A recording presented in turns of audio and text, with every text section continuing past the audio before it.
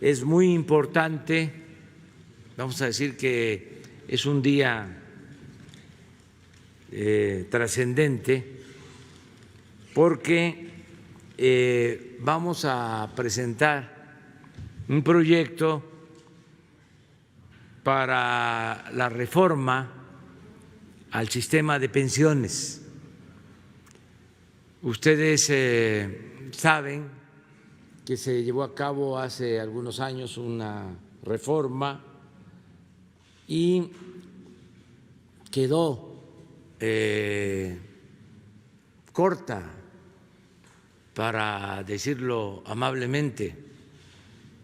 Si esa reforma no se corrige,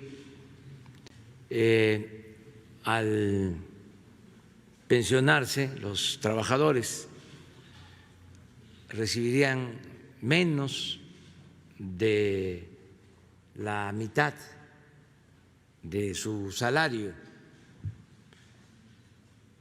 Esto se iría agravando con el tiempo. Nosotros no padeceríamos mucho por esa mala reforma, pero hacia adelante haría crisis y los que padecerían más serían los trabajadores y los trabajadores en activo. Se les cancelaría la posibilidad de un retiro justo, digno. Por eso se hizo el compromiso de hacer una nueva reforma al sistema de pensiones y se contó con el apoyo del sector empresarial y del sector obrero. Y quiero destacar la participación en esta propuesta, en este proyecto, de Carlos Salazar Lomelín, presidente del Consejo Coordinador Empresarial, que si alguien promovió este nuevo proyecto de reforma y buscó convencer a miembros del sector empresarial, fue precisamente Carlos Lomelín, que está aquí con nosotros, porque si se trata de poner estrellitas, yo diría que le correspondería antes que a nadie la concreción, la realización de esta nueva propuesta de reforma a Carlos Lomelín, Carlos Salazar Lomelín, presidente del Consejo Coordinador Empresarial, porque él ha venido haciendo labor, trabajando durante un año, incluso hemos tenido diferencias en los últimos tiempos, nos distanciamos. Sana distancia. Por la sana distancia, sí.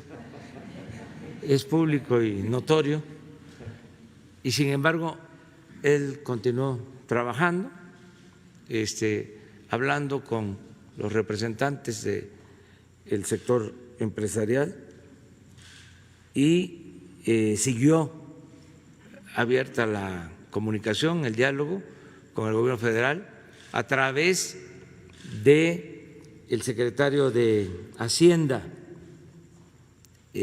Arturo Herrera. Siguieron trabajando en la presentación, elaboración de este proyecto y fue también muy importante contar con el apoyo del senador Carlos Aceves del Olmo, que es el secretario de la Confederación de Trabajadores de México, de la CTM. El senador Carlos Aceves ayudó. Entonces se fue logrando este acuerdo, construyendo este acuerdo para la presentación del proyecto que hoy se va a dar a conocer. Es tan importante esta noticia que invitamos, respetando la autonomía que tiene el Poder Legislativo, invitamos tanto a Mario Delgado, presidente en la Cámara de Diputados, como a Ricardo Monreal, presidente en la Cámara de Senadores, porque esta iniciativa tiene que ser aprobada por el Poder Legislativo. ¿De qué se trata? Bueno, vamos a exponerlo, va a iniciar Arturo Herrera, secretario de Hacienda, luego Carlos Salazar, posteriormente el senador Carlos Aceves, luego el diputado Mario Delgado y termina Ricardo Monreal. Y ya posteriormente abrimos para las preguntas de ustedes sobre este tema y sobre otros, pero sí valdría mucho la pena, por lo que representa, por lo que significa la reforma, que nos centráramos en el tema, si se puede, solo que hubiesen cosas muy urgentes de otro tipo, pues también le dedicamos tiempo, y si no tenemos la oportunidad de hacerlo ahora, mañana nos vamos a volver a encontrar. Entonces vamos con Arturo Herrera.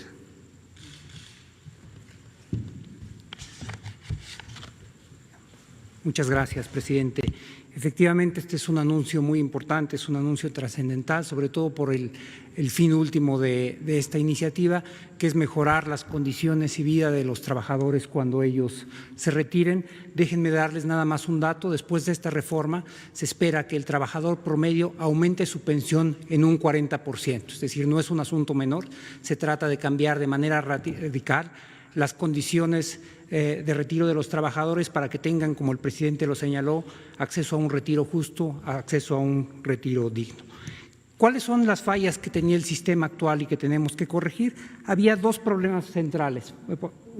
El primero es el ahorro y las aportaciones que se estaban dando no eran suficientes, lo cual hacía que sobre todo para ciertos niveles de ingresos la pensión resultara mínima. Por ejemplo, para un trabajador hasta con 40 salarios mínimos, al momento de que se retirara, hoy recibiría únicamente el equivalente al 30% de su salario, es decir, las condiciones de vida cambiarían drásticamente en el momento que está trabajando al momento que está retirando.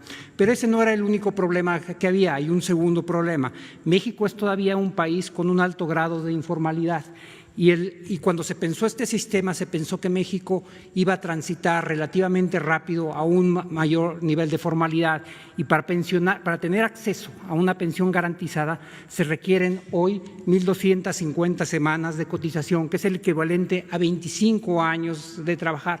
Y esto no quiere decir que los trabajadores no hayan trabajado 25 años, es decir, incluso podríamos pensar en trabajadores que han trabajado 15 años en el sector informal y 15 años en el sector formal, es decir, que hayan trabajado 30 años y que aún así, por no cumplir con las 1.250 semanas, no tienen acceso a una pensión garantizada. Esto claramente planteaba un reto para tratar de diseñar un sistema que fuera más justo, un sistema que fuera más adecuado.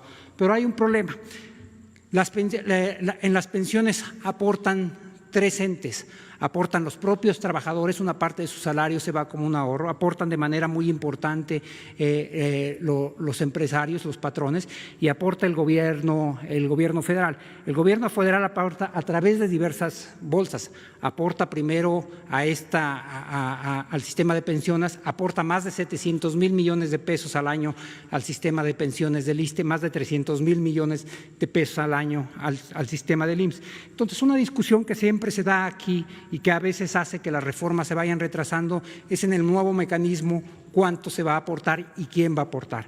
Y algo que ayudó a facilitar la negociación fue, como señaló el presidente, la actitud extraordinariamente proactiva del presidente del Consejo Coordinador Empresarial, que asumió que tiene que haber un empresariado ahora con mucha más conciencia social y que les correspondía a ellos dar el primer paso y el paso más importante.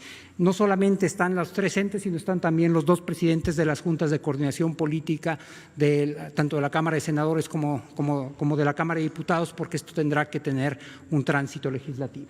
Ahora, ¿cuáles son los objetivos de la propuesta y qué es lo que se está buscando llegar a ella?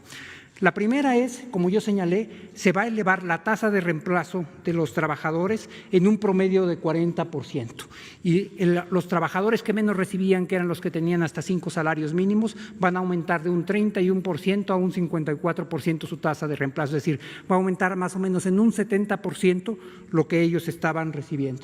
La segunda es, hay un cambio muy importante, que es no nada más va a haber más recursos para las pensiones de los trabajadores, sino que el límite inicial para que puedan recibir una pensión garantizada va a bajar de 25 años a 15 años. Después va a ir subiendo paulatinamente, pero es reconocer que hoy un número importante de los trabajadores, aunque hayan dedicado una vida a trabajar, no alcanzan el mínimo para tener una pensión garantizada. Ahora, la pregunta relevante es ¿cómo se va a obtener eso? Y la forma en la que se va a obtener es un aumento en la aportación total de 6.5 al 15%, y la cual se va a elevar fundamentalmente por un incremento paulatino de la aportación de los patrones de 5.15% hasta 13.87%. En un periodo de 8 años, los patrones van a incrementar en 2.7 veces lo que ellos aportan para el retiro de los trabajadores. La aportación que hace el Estado mexicano en este rubro no va a cambiar, va a tener un cambio de composición que explicaré en un segundo, pero el compromiso del Estado no está retirando. Pasamos a la siguiente, por favor. Entonces, ¿cómo está el sistema actual y cómo será el sistema nuevo? Como pueden ver, hay 3 partes que componen la aportación actual. La parte marrón es lo que ponen los trabajadores y esa en la barra de la derecha verán no va a cambiar, es decir, está cambiando el monto total de recursos para que los trabajadores tengan acceso a una pensión, pero no va a ser a costa de que tengan que ahorrar más los trabajadores y por lo tanto tengan que disminuir su ingreso disponible. El gobierno hoy hace una aportación que va en 2 partes. La parte moradita es la parte de lo que se llama la cuota social y tenemos una pequeña contribución ahí del punto 225 directamente a las pensiones.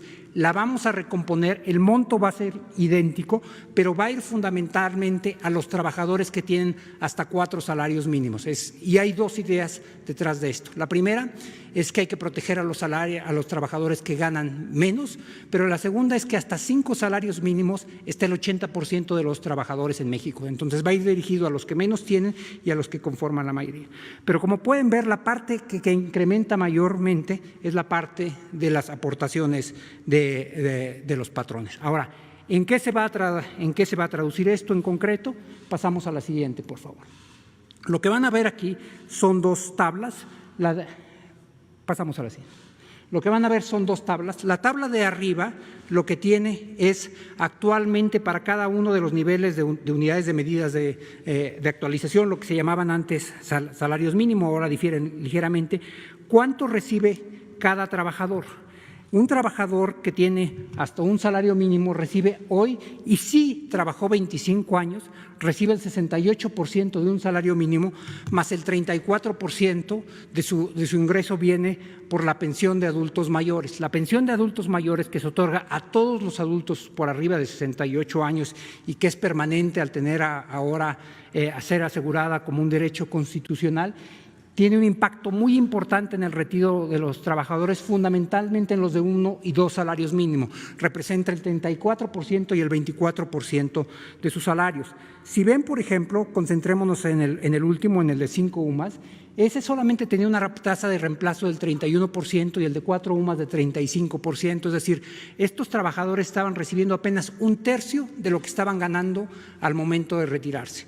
Con la nueva propuesta de reforma, esto va a incrementar. Como podrán ver, para 1 y 2 salarios mínimos van a tener incluso un poquito más, considerando la pensión de bienestar para los adultos mayores, de lo que estaban recibiendo ahora, y para todos los demás van a incrementar de manera sostenible.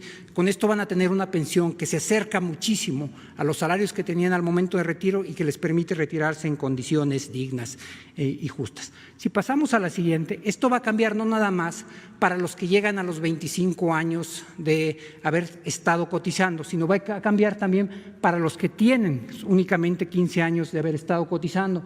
Y como pueden ver, si comparamos la línea café con la línea roja, van a tener niveles muy similares de pensión, a pesar de que en la línea café cotizaron únicamente 15 años y en la línea roja cotizaron 25 años. Esto es reconocer la realidad del país y lo podemos ver en la siguiente gráfica. ¿Cómo van a quedar los resultados? Hoy la pensión se otorga a partir de los 60 años, se necesitan 25 años y el monto garantizado es el mismo independientemente de cuál es el salario de las personas. A partir de esta reforma pasarán dos cosas: no se afectan los derechos de los trabajadores, por eso la edad mínima para recibir la pensión siguen siendo 60 años, pero se necesitan únicamente 15 años de cotización y el monto de la pensión será del monto ahorrado y de las semanas que hayan salido. Y hay una población mucho mayor que beneficiada. Y este gráfico lo resume de manera muy, muy importante. Al día de hoy, con el estatus vigente, solamente el 34% de los trabajadores alcanza a tener una pensión garantizada. Es decir, los trabajadores que alcanzan una pensión tienen una pensión bajita, que en algunos casos es el 30% de lo que estaban recibiendo, y solamente 1/3 de los trabajadores la recibe. Con la propuesta que estamos realizando, alrededor del 82% de la población va a tener acceso a una pensión garantizada. Este es un paso más muy, muy importante, como dijo el presidente, muy, muy importante en la construcción de un sistema para una vida justa para los adultos mayores.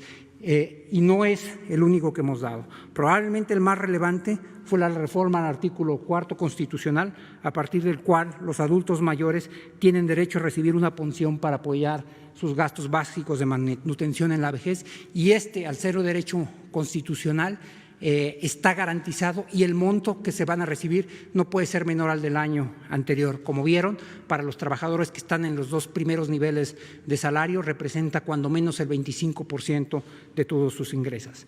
La segunda reforma es esta que estamos planteando hoy, pero además se compone con otras iniciativas que ya hemos venido presentando a lo largo de los años, a lo largo de este último año y medio. En enero del 2019, en este mismo foro, anunciamos junto con la AMAFORE, la organización de las AFORES y el presidente de la República, el compromiso de las AFORES para llevar a sus comisiones a los estándares internacionales. Cuando nosotros llegamos a esta administración, la comisión era por arriba del 1%, que era relativamente alta para los estándares internacionales. Para el año 2019 logramos que bajara a menos del 1%. Ahora, para el 2020, fue un cambio radical. La caída fue más que la acumulada en los últimos 3 años. Está en 0.92%, pero ahora el total de las AFORES cobran una comisión por abajo del 1%. La Comisión para Estándares Internacionales está en alrededor del 0.7 y lo que vamos a buscar también a través de esta reforma es la obligación y el compromiso de converger de manera inmediata a los estándares internacionales. Y finalmente había otra reforma que nosotros habíamos planteado, que enviamos al Congreso hace ya algunos meses. Fue aprobada una versión de ellas en la Cámara de Diputados, fue a la Cámara de Senadores, hicieron alguna modificación y está ya para su revisión final en la Cámara de Diputados, y es la que va a permitir cambiar el régimen de inversión de las AFORES. Y lo que esto quiere decir es que los ahorros que están para el retiro de los trabajadores puedan invertirse en activos que les den un rendimiento mayor. Tanto el punto 3 como el punto 4 lo que están buscando es que los rendimientos de los Afores aumenten, pero vayan a dar a los trabajadores, que no se queden necesariamente en las administradoras. Y esto suma a los acuerdos iniciales donde se está buscando mejorar el nivel de vida de los mexicanos en su etapa de adultos mayores. Gracias, presidente.